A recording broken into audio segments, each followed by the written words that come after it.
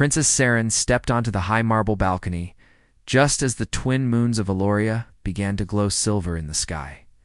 The air felt cool against her skin, but her heart burned with a sadness she could not shake. Since childhood she had learned that her value lay in bearing an heir to the throne. Every whispered word in the palace halls reminded her of what she lacked: a child, a legacy. She leaned against the smooth railing and stared at the barren fields stretching beyond the palace walls. Once, those lands had bloomed with life fields of golden grass and forests of jade leaves. Now, they lay silent under the moon's soft light, as empty as her own hopes.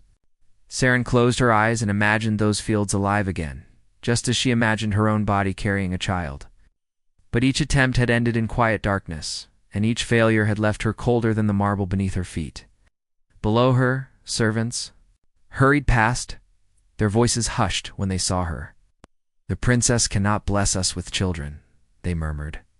"What good is a ruler who cannot secure our future?" Saren felt those words twist her heart like thorny vines. She wanted to shout at them, to tell them that she was more than a womb, but no one would listen. They saw only their own worries reflected in her empty arms. Hoping for comfort, Saren slipped away from the balcony and through the palace corridors, until she reached a concealed door. Few knew of this passage, and fewer still dared enter. She pushed the door open and found herself in her secret garden, a place of soft light and gentle green. Bioluminescent flowers glowed around her there, petals unfolding like hopeful hearts. Saren knelt beside a cluster of silvery blooms and brushed her fingertips against the petals. "These are the only children I can have," she whispered to the flowers, her voice trembling. "But at least you grow without hate." She had discovered this garden years ago, hidden beneath the palace lawns. Here, she tended the plants, in secret, coaxing life from tender stems. Here, no one blamed her for being childless. Here, her heart felt calm. Sudden soft footsteps startled her. Saren turned and saw Kale, the royal gardener, carrying a watering can. His face was kind, and his eyes showed concern. "Your Highness," he said, bowing his head, "I did not mean to intrude. Bring fresh water for the moon lilies." She shook her head, offering him a small, sad smile. "It's all right. I like to be here quietly." She held out her hand, and Kale set down the can. Together they knelt and tended to the flowers. For a moment, Saren forgot her loneliness. At the garden air smelled of rain and new beginnings. Kale spoke gently. "The palace speaks of war again. They say our people need heirs more than ever." His words stung, but Saren nodded. "Yes, my failure seems to echo through every hall." She closed her eyes, tears slipping down her cheeks. "I feel like a burden on my own people." He reached out to steady her. "You are not your womb, princess. You are the future of Eloria in your heart and mind." His voice was earnest, but she could not believe it. A princess without children held little power here. Night deepened, and silver light danced among the leaves. Saren rose and faced the stars. "Maybe my purpose is lost," she whispered, "but I will not let my heart die too." She straightened her shoulders and took a steadying breath. Though the palace would shun her, these gentle flowers showed her that life could spring from the barren ground. As she left the garden, Saren carried a single moon lily in her hand. Its soft glow warmed her palm. Perhaps she could not birth a child, but she could still nurture something precious. Tomorrow, she promised herself she would find another way to bring hope to Eloria. And in that promise, her heart found its first true bloom. A thunderous roar split the still night air as a human starship pierced Eloria's atmosphere. Princess Saren, awakened by distant alarms, hurried to the outer terrace. In the courtyard below, soldiers in unfamiliar silver armor tended to wounded comrades beside a smoking crash site. Among them lay one man, his uniform torn and bloodied, Captain Marcus Hale. His dark hair clung to his forehead, and pain etched every line of his face. Saren's heart pounded. She remembered her secret garden's fragile blooms and how icily they wilted without care. Without thinking, she slipped past the palace guards and descended the marble steps into the courtyard. The captain's unit stiffened at her approach, but she raised a single finger in quiet command. "Let me help," she said, her voice soft but certain. The soldiers hesitated, then stepped aside. Kneeling beside Marcus, Saren gently lifted his head into her lap. His eyes fluttered open, revealing confusion and fear. She pressed a cool hand to his fevered brow. "You are safe now," she whispered. "I will not let you suffer." She searched the medical kits carried by the soldiers, placing antiseptic on his wounds and binding torn flesh with silver strips. Each careful movement calmed her pounding heart. Around her, the alien soldiers exchanged uncertain glances. They had been taught to view humans as unpredictable, even dangerous. Yet here stood their princess, showing compassion for a stranger. Whispers spread through the courtyard. Why does she help him? Well, and the heir to Eloria risks much for a foreigner. Saren felt their eyes like icy darts, but she did not waver. Marcus stirred, his hand brushing Saren's as she wrapped his chest wound. His voice was a hoarse whisper, "Princess." "Why?" He managed a faint smile, despite the pain. Saren's heart clenched. No one had ever asked her why before, only what she could not give them. She swallowed against the lump in her throat. "Because you are hurt," she said simply. "No life is without value." As the first light of dawn painted the sky in pale lavender, Saren helped lift Marcus to his feet. The soldiers provided a stretcher, and Saren guided it toward the palace infirmary. Each step felt heavy with unspoken tension. She risked her reputation, he risked his life, and their unexpected bond already challenged the rigid rules of court. In the infirmary's quiet chamber, Saren arranged pillows under Marcus's head and adjusted his blankets. She dipped her fingers into a bowl of healing salve and gently applied it to the cuts on his cheek. He winced, but did not pull away. For a moment, their eyes met hers, full of determined kindness, his full of gratitude and awe. Outside, distant horns called the council to convene. But within those walls, time seemed to pause. Saren realized that in helping this wounded stranger, she felt a purpose stronger than any desire to bear an heir. She saw respect in Marcus's gaze, not pity. Here, in her hands, he was not a soldier from a distant world. He was someone she could protect. Someone who reminded her that her worth extended beyond empty halls and whispered rumors. When at last the court physician entered, he bowed curtly to Saren and then to Marcus. Saren stepped back, her duties fulfilled. As the physician began his examination, Saren lingered at the door, watching Marcus settle back among the soft pillows. His eyes closed in relief, and a peaceful calm washed over her. That night, as Saren returned to her secret garden, she carried with her a renewed sense of hope. The soldier's arrival had unveiled a new path, one where compassion, not lineage, defined her legacy. And in the silent glow of the moon lilies, Saren whispered, "Tomorrow, I will discover what it truly means to lead." Early light filtered through the infirmary's high windows as Princess Saren entered with a fresh tray of herbal tea. Captain Marcus Hale sat up on his pillows, his dark eyes studying her thoughtfully. His wounds were healing, but worry still shadowed his face. When Saren set the tea beside him, he reached out and caught her hand. "Princess, I must speak with you," he said, voice firm. Marcus explained that his homeworld, Terra Nova, lay on the brink of destruction. Strange, cosmic plagues swept their colonies each year, weakening shields and leaving them vulnerable to the solar storms. Their scientists had begged Eloria's 8 powerful shield crystals and medical supplies, but the council refused. Humanity's leaders sent him as an envoy, but the palace would not grant him more than refuge. "They call us fools," Marcus whispered. Each word pierced Saren's heart like a shard of ice. She thought of her barren fields and scorned title, and she wondered if her people could learn compassion beyond their own walls. To help Terra Nova would mean defying her own council and risking exile. Yet Marcus's steady gaze held no self-pity only. Urgent hope.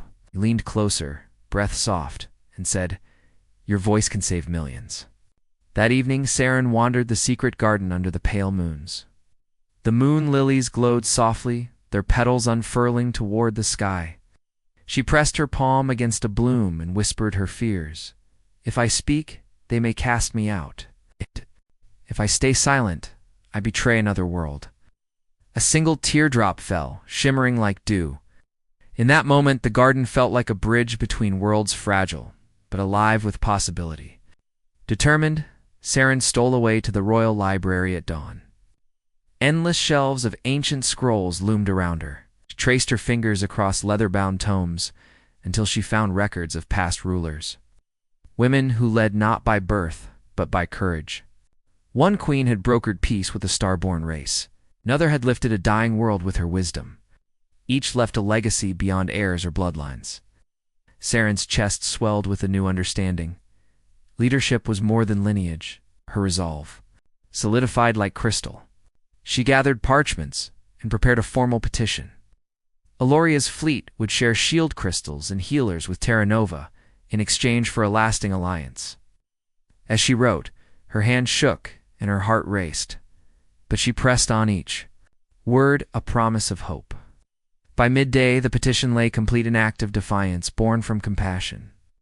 Saren carried the document to her chief advisor, Lord Valrian, in his grand chamber. He read it slowly, lips curling. You risk our people's safety on a whim of emotion, he said. It would bankrupt our treasury and anger the council. His tone was sharp, his eyes cold. Saren's throat constricted. She met his gaze. With trembling courage, I risk nothing more than what we owe to the galaxy, she replied softly. Valrian tossed the petition onto the marble table. You will not present this, he snarled. Return to your chambers before you embarrass yourself further. Saren felt her cheeks burn with shame and anger, but beneath it bloomed a fierce pride. She realized that fear could no longer rule her choices. That night, Saren sat alone in the council chamber, turning the petition over in her hands. Aside, the moons drifted through silent skies. She remembered Marcus's plea and the faces of those who would perish without aid, tightening her fingers. Around the parchment, she lifted her head. Tomorrow she would stand before the council herself. No longer merely a princess, defined by what she could not give. She would speak for those who had no voice, and in that act, she would discover her true purpose. A sudden horn shattered the dawn's calm, echoing through the marble corridors of the royal palace. Princess Saren paused in the hallway, clutching her petition. Guard captains rushed past, their faces pale with alarm. Within moments, she learned the terrible news. A raging cosmic storm would strike Aloria's border colonies within 3 cycles of the moons. Without the shielding crystals, entire cities of her people would be lost. Saren's heart clenched. She pictured the quiet farms she had tended as a child, the bright markets where she once walked free of court's weight. She thought of Terra Nova's plight and realized both worlds teetered on the brink. If Aloria refused to help, her own people would suffer just as greatly as humans would. She pressed forward toward the council chamber, her petition folded tightly in her hand like a shield. Inside the grand hall, carved pillars rose to meet an arched ceiling painted with galaxy maps. Lords and ladies whispered in hushed tones. The council sat upon high seats, their robes gleaming under torchlight. Saren's chief advisor, Lord Valrian, stood at the center, his brow dark. When he saw her, he inclined his head in warning. Saren returned the bow, but did not waver. Princess Saren called Chancellor Mira, her voice cool. We have urgent matters. Speak if you must, but be brief. Saren took a deep breath. In her voice, she carried the weight of every life at stake. Honored Council, she began, I present this petition once again. The cosmic storm approaches, and our border colonies lack the shields to survive. If we do not act, we will lose thousands. A murmur ran through the chamber. Some lords leaned forward, concern flashing in their eyes. Others turned away, folding their arms. Lord Valrian stepped forward, voice harsh. Your Highness, he said, you ask us to pour our resources into a foreign war. We have no treaty with humanity, only distant trade. Why should Aloria sacrifice its safety for strangers? Saren's pulse quickened, but she held her ground. Matters, no matter where it dwells, she replied. These are not strangers. They are neighbors in the galaxy. Our ancestors taught us that compassion is our greatest power. Her voice, though soft, carried to every ear. Chancellor Mira shook her head. Words alone will not protect our people. We need facts, not idealism. She held up a hollow projector, displaying images of shattered colonies already destroyed by the storm's first waves. The chamber fell silent as flickering lights showed human ruins in Elorian towns now in danger. Serin's throat felt dry. She remembered Marcus's pleading eyes and the letters she had read from desperate families on Terra Nova. She forced her voice steady. We have the crystals. We have the healers. This is our chance to use them for good. If we wait until our own colonies burn, it will be too late to save either world. Lord Keldon, a stern military commander, stood tall. And what of the cost? Cannot hollow out our defenses on one front only to leave ourselves exposed. On another, his eyes bored into Serin's. We risk inviting our enemies while we aid another world. Serin felt fear ripple through her, but she remembered the gentle moon lily glowing in her secret garden. They flourished in darkness, reaching for light. She lifted her chin. If we do not stand together now, we invite darkness into every corner of our realm. True strength comes from unity, not isolation. A long silence followed. The council members exchanged glances, torn between duty and fear. At last Chancellor Mira spoke, voice resigned. We will vote. All those in favor of sharing our crystals and healers to protect both Eloria and Terra Nova, raise your hand. Serin held her breath as trembling hands rose, first a few, then many, until a clear majority stood. The chamber erupted in gasps and whispered debates. Lord Valerian lowered his head, defeated but silent. Princess Serin's chest swelled with relief and pride. She had risked everything, her comfort, her standing, her future, for a chance to save lives. As the vote closed, the council's leader banged her gavel. It is decided. Eloria will aid Terra Nova. Outside the chamber doors, Serin staggered and closed her eyes. A storm raged within her fear, joy, hope, all entwined, she thought. Of Marcus and the children, yet unborn on both worlds. In that moment, she knew her purpose had found her at last, to be a leader of hearts, a guardian of life. And as she stepped back into the corridors, the first light of a new dawn bathed her, in golden promise. The Elorian fleet shimmered like silver wings in the sky as it prepared to launch. Princess Serin stood at the command deck of the royal cruiser, her royal robe replaced by a simple flight uniform. Her eyes scanned the bustling activity around. Her engineers checking shield generators, medics loading supplies, and diplomats reviewing protocols. This was no longer just a royal mission. This was her mission, one of unity, survival, and hope. Captain Marcus Hale stood beside her, his wounds almost fully healed now, his strength returned. He watched her with admiration, quiet and deep. You did it, he said softly. They listened to you. Serin smiled, but her heart beat faster. They listened. But now we must act. Words can only go so far. She looked at the glowing blue shield crystal secured in the ship's core. It would be their lifeline once the storm reached the outer colonies. The fleet moved fast through the stars, crossing the void between Eloria and the human colonies. Serin stared out into the dark, endless space, thinking of all the people who were counting on them, children, elders, farmers, workers, dreamers. None of them cared whether she could bear an heir. They cared if she could help them live. They neared the first human settlement. Sensors picked up chaos. A wave of radiation from the storm had already struck, damaging homes and power grids. Flames rose from a cluster of buildings, and hundreds of people cried out through emergency signals. Serin acted immediately. Lowered the cruiser's shields. Over Sector 9, she ordered. Deploy healers and engineers with crystal packs. Save as many as you can. Her voice rang clear, strong, and full of command. Even the older admirals obeyed without question. Marcus followed her down to the surface. The air was heavy with smoke, and frightened faces peeked from shelters. Serin knelt beside a crying child and wrapped her cloak around him. Oh, she whispered. We've come to help. They moved through the burning settlement, helping where they could.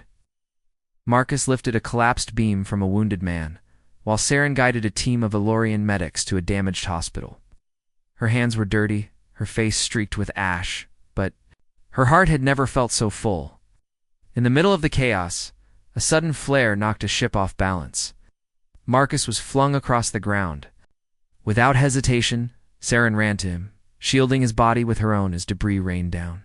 Pain shot through her arm, but she didn't care. His safety meant more than anything. When the storm finally passed, the human survivors gathered in a makeshift square. Saren stood before them, her uniform torn, her crown forgotten. A little girl stepped forward, holding a flower grown from the cracked soil. She offered it to Saren with a smile.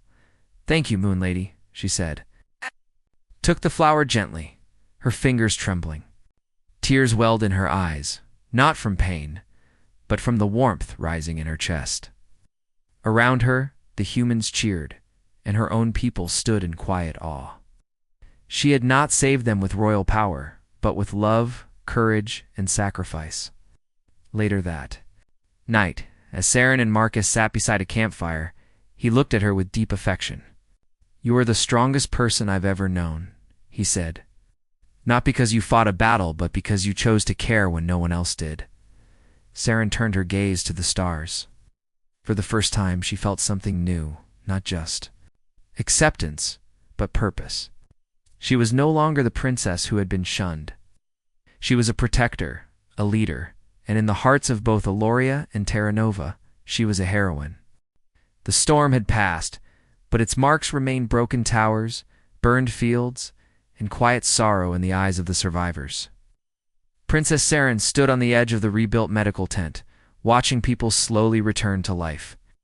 Children chased each other around makeshift shelters, families gathered for food, and voices carried hope once more.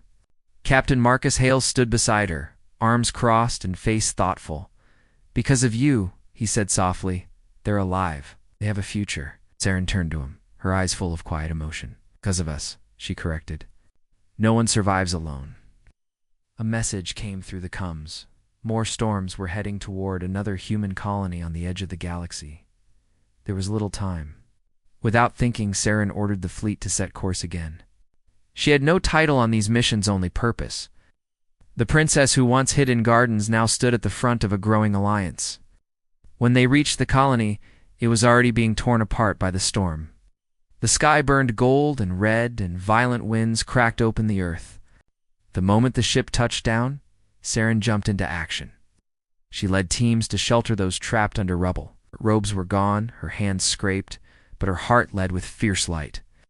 During one rescue, a wall began to collapse, and Marcus was directly in its path. Without a second thought, Saren ran to him.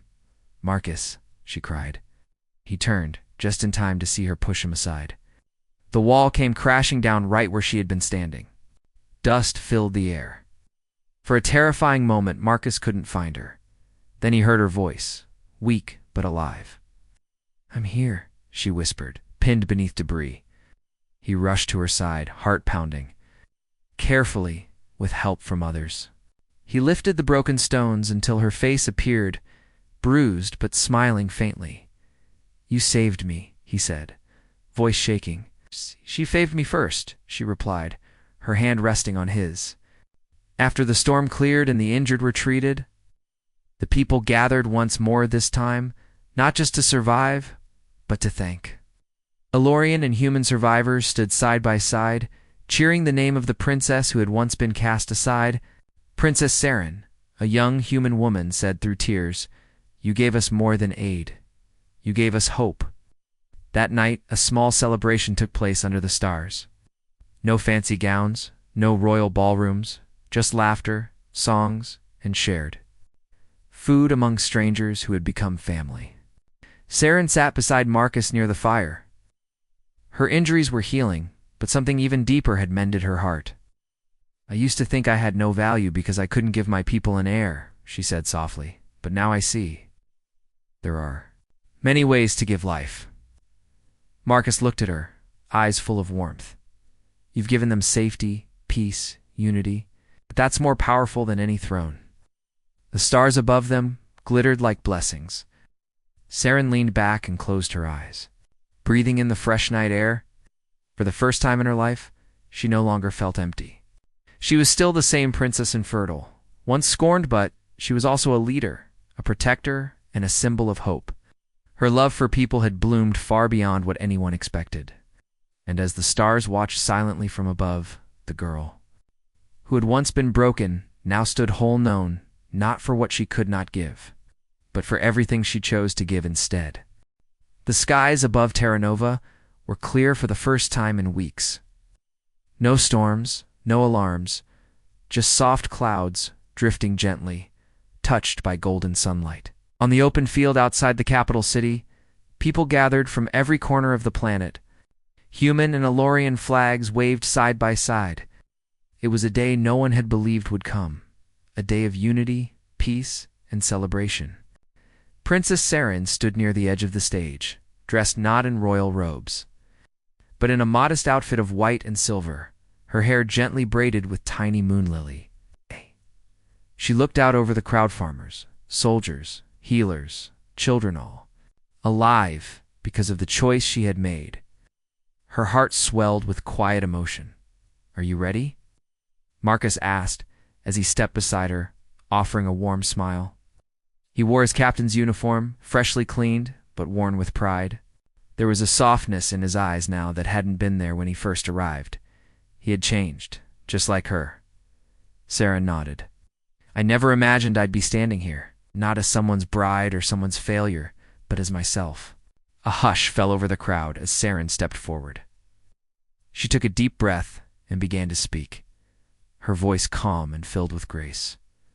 "I once believed I was broken, that because I could not give my people a child, I had no purpose. I lived in silence, in shame, in shadows. But then I met a soldier who asked not what I could give him, but who I truly was. And because of him, and because of all of you, I found something greater than a crown or a title.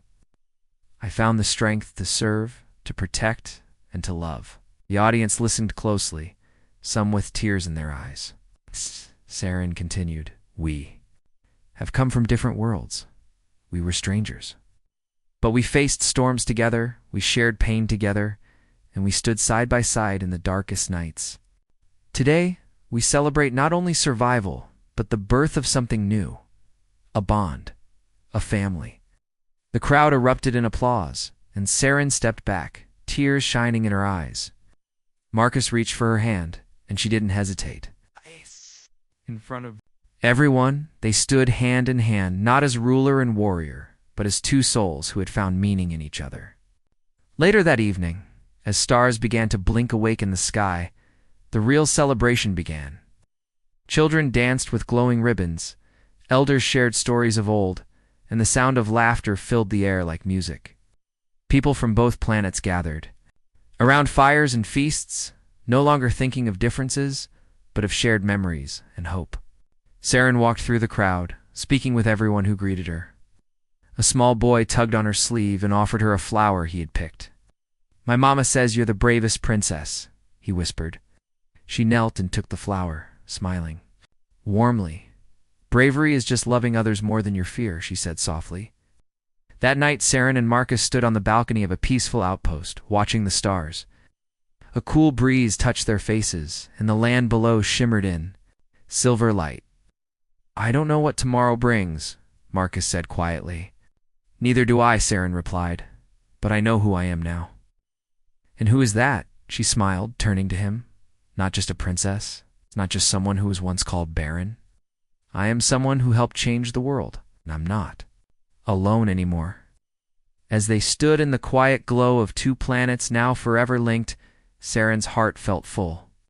Her journey had been painful and uncertain, but it led her to this moment, a moment where the girl once shunned had become the woman, remembered, not for what she could not give, but for everything she gave.